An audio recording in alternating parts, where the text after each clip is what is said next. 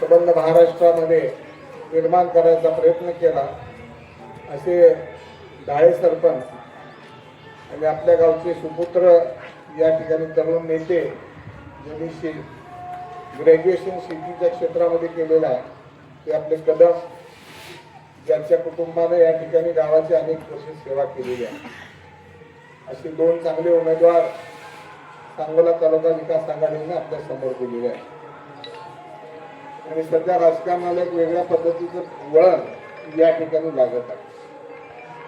मी आपल्याला चिकमोहकराला फार काय सांगावं अशातला भाग नाही, परंतु मला इथली राजकीय परिस्थिती माहिती आहे.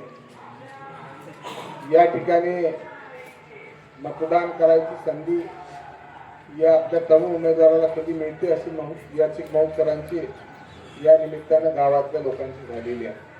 आता बनगरवाडीला गेलो तिथे शेतकरी कामगार पक्षाचा बालेकिल्ला असलेलं मतदान आहे, त्यामध्ये काही अडचण नाही. मी आता रेवा बापू त्याचबरोबर बाळदादा तुम्ही अतिशय आहे का तुम्ही अतिशय हक्कानं आग्रहानं ही उमेदवारी मागून घेतलेली आहे. आता तुम्ही गावातनं काय करणार आहे ही परीक्षा बघायची आपली वेळ आहे. बाकीच्या ठिकाणचं आम्ही सगळेजणचं काय का तुम्ही काळजी करू नका.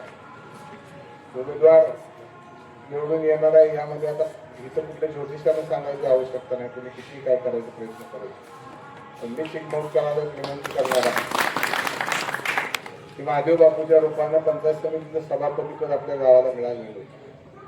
त्याच्यानंतर पंचायत समिती पहिल्यांदाच आपल्या गावाला या ठिकाणी मिळणार आहे. तर त्या गावात छोटी उमेदवारी असली की गाव आणि तुम्हाला अजून 3 दिवस आपल्या हातात आहेत.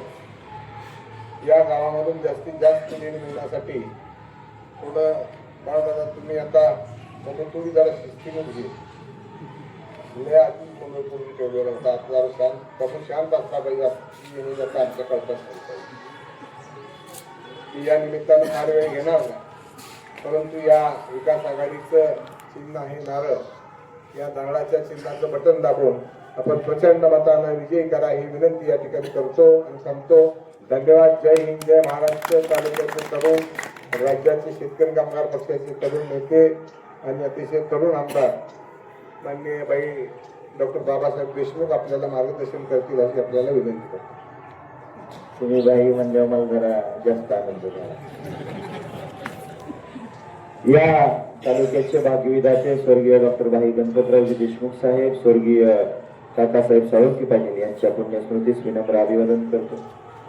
सांगोला तालुका विकास आघाडीच्या माध्यमातून महोद जिल्हा परिषद गटाचे उमेदवार सन्माननीय बाळासाहेब झाडे आणि चिकमोहद गणाचे उमेदवार सन्माननीय राकेश कदम यांच्या प्रचाराच्या निमित्ताने यांच्यावर उपस्थित सन्माननीय दीपकआबा, या गावचे सर्व प्रतिष्ठित नागरिक, या गावचे आजी माजी सरपंच, उपसरपंच, विविध विकास सोसायटी चेअरमन, व्हाईस चेअरमन, संचालक मंडळ, उपस्थित सर्व वडीलधारी मंडळी, तरुण सहकारी मित्रांनो, एक क्लिप आली रे बाबा सकाळपासून फिरायला गेली काय माहित आहे काय बाबा ऐकली ना? ऐकली का सगळ्यांनी ऐकली? हा पहिला नाही सगळ्यांनी ऐकले? सगळ्यांनी? पण तुम्ही कमी पडताय कशाला? जर कोण या तालुक्यामध्ये चौकात कापड काढून नागवा करून चांबडं काढतो म्हणलं तर शेतकरी कामगार पक्ष, बाबासाहेब देशमुख आणि दीपकआबा गट कदापि सहन करणार नाही.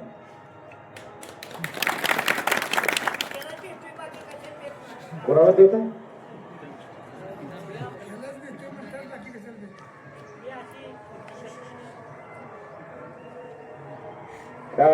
काल नाही 4 दिवसापूर्वी कोळ्याला सभा झाली. एवढी सभा झाली, गर्दी बघितल्यावर काही नेत्यांना काय बोलावं कळत नसतं. जगा पक्षाचा लहान वयात वडिलाचं निधन झालं आणि स्वतःच्या कर्तृत्वावरती यशस्वी उद्योजक झाल्यानंतर त्या कोळा गटातल्या प्रत्येक गावातल्या कार्यकर्त्यांनी जिल्हा परिषदेची उमेदवारी त्यांना द्या म्हणून सांगितलं, पक्षाने दिली गेली आणि त्या उमेदवाराला मिळणाऱ्या वाढत्या प्रतिसादाबद्दल कुणाला तर वाईट वाटलं आणि शेतकऱ्याचं पोरग आता जिल्हा परिषदेला शका पक्षाकडून जातोय म्हटल्यानंतर त्याला तुरुंगात टाकायची भाषा केली. अजून निवडणूक व्हायची आहे, मतदान व्हायचं आहे, निकाल लागायचा आहे. त्याच्या अगोदर जर शेतकऱ्याच्या पोराला तुरुंगात टाकायची भाषा कोण करणार असेल आणि ती शका पक्षाचा आणि लोटेवाडीतले उमेदवार त्यांना किती किती वर्ष त्यांच्या सोबत होते पोरग बालपणापासून असणाऱ्या मित्राला कुठेतरी काहीतरी माणूस आहे चूक घडते तर त्याला चौकात नागड करून चांबड्या काढतो म्हणण्याची भाषा जर कोण करत असेल तर मला वाटतं चिकमौतकरांनी ह्या गोष्टी गांभीर्याने घेणं गरजेचं आहे. कोमोला मी 2019 ला गाठलं होतं. कोमल म्हणत होतो लगा नादी लागू नको. कोमल म्हणला माझं लय प्रेम आहे बाबा, निवडून आल्यावर माझं लय भलं करणार आहे, घर बांधून देणार आहे, गाडी घेऊन देणार आहे. कोमल काय ऐकलं नाही. कोमला परत 2024 ला मी गाठलं. कोमला का आता तिरंगी लागली लगा आता तरी बाबा माझ्याकडे आमच्या पैसा एवढा आमच्याकडे 5,000 विकत घेणार आहे नेता सांगतोय लागले. पडाची राकेश काय म्हणलं कुठलं काय करून देतो म्हणलं नेते तुमचे लावा लावा लावा अजून शिक महोदय रस्ता झाला नाही तो केलं पाणी तर आहे शिक महोदय हा लावा लावा लावा लावा मग हे 7,000 कोटी चिंतन सभेत सांगितलं नाही 5.5 नाही पराभव झाला विधानसभेला आणि चिक महोदय तिथं चिंतन सभा कुठेतरी घेतली आणि या पुढच्या आपल्या विरोधच्या उमेदवारांनी जिल्हा परिषदेला सांगितलं बाबासाहेबांचं एवढं चष्मा बदलावं लागते त्याला काही दिसत नाही आणि बापून 7,000 कोटीचा आपल्याला विकास बाबासाहेबांना दिसत नाही त्याच्यामुळे चष्म्याच्या काचा बदलावा लागते आणि ही माहित नव्हती घ्यावं इथरच कमी नाही किंवा प्यायला पाणी बी नाही. अरे ही ब्रेकिंग न्यूज व्हायला पाहिजे. ज्या लोकप्रतिनिधीच्या गावामध्ये 7-7 आणि 5-5 हजार कोटीचा निधी त्या लोकप्रतिनिधीने आता गेल्यानंतर या जिल्हा परिषदेच्या गावातले गाव गटातले गाव इतकी प्यायला पाणी नाही. ज्या गावात आपण राहतो आणि 5-10 वर्ष लोकप्रतिनिधी म्हणून या तालुक्यात मिरवला गेला त्या गावामध्ये तुम्हाला रस्त्याची सोय करता आली नाही. त्या गावामध्ये गोरगरीब घटकातल्या नागरिकांना कशाची ताण तुम्हाला भागवता आली नाही. गेलं कुठे 5,000 कोटी हे तुम्ही विचारलं पाहिजे. गाव काय करतोय कोण हा एवढं गाव कुणाच्या दबावाखाली आहे आणि कशाची दादागिरी तुम्ही सहन करताय. जोपर्यंत बाबासाहेब देशमुख जिवंत आहे ना कुणाच्या केसाला सुद्धा बाबासाहेब देशमुख हात लावून देणार नाही.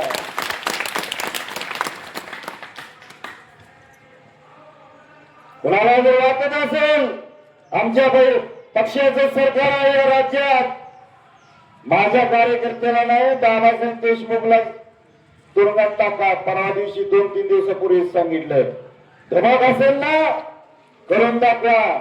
सांगताना प्रचारात सांगता जी न होणारी कामं आम्ही मुख्यमंत्र्यांकडून करून आणतो. आता ते उपमुख्यमंत्री हा दाखवा बाबासाहेबला तुरुंगात टाकून करा बाबासाहेबला चौकात कापडे काढा बाबासाहेबची चांबडे काढा. माझ्या कार्यकर्त्याला जर कोण असं बोलणार असेल आणि त्याच्या मागे जर चिक महोदयासारखं गाव जर जात असेल तर तुम्हाला आज नाही पुढच्या 3-4 पिढ्याला हीच दादागिरी सहन करावी लागेल.